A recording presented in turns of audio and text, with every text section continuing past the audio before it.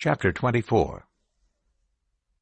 And after 5 days the high priest Ananias came down with some elders and an attorney, a certain Tertullus, all of whom brought charges against Paul to the governor. And when he had been summoned, Tertullus began to accuse him, saying, "We have experienced much peace through you, and reforms are taking place in this nation through your foresight. Both in every way and everywhere we acknowledge this, most excellent Felix, with all gratitude. But so that I may not impose on you for longer, I implore you to hear us briefly with your customary graciousness.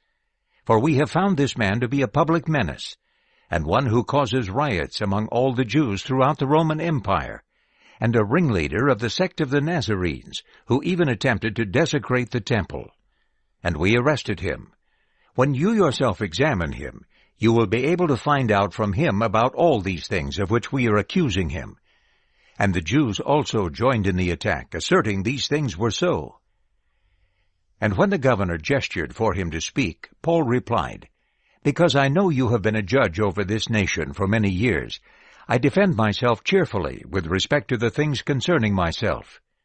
You can ascertain that it has not been more than 12 days since I went up to Jerusalem to worship, and neither did they find me arguing with anyone, or making a crowd develop in the temple courts, nor in the synagogues, nor throughout the city. Nor can they prove the things to you concerning which they are now accusing me.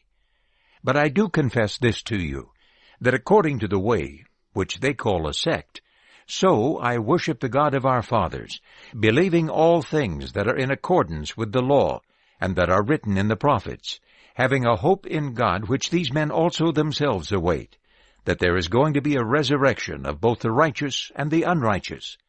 For this reason also I myself always do my best to have a clear conscience toward God and people.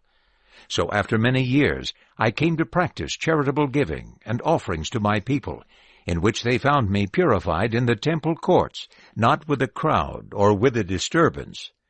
But there are some Jews from Asia who ought to be present before you, and bring charges against me, if they have anything against me, or these men themselves should say what crime they found when I stood before the Sanhedrin, other than concerning this one declaration that I shouted while standing there before them.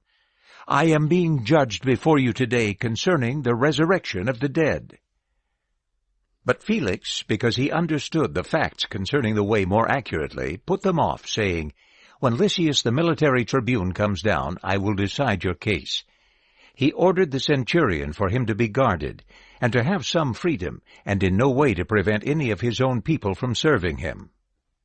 And after some days, when Felix arrived with his wife Drusilla, who was Jewish, he sent for Paul and listened to him concerning faith in Christ Jesus. And while he was discussing about righteousness and self-control and the judgment that is to come, Felix became afraid, and replied, "Go away for the present, and when I have an opportunity I will summon you." At the same time he was also hoping that money would be given to him by Paul. For this reason also he sent for him as often as possible, and talked with him. And when 2 years had passed, Felix received as successor Porcius Festus, and because he wanted to do a favor for the Jews, Felix left Paul behind as a prisoner.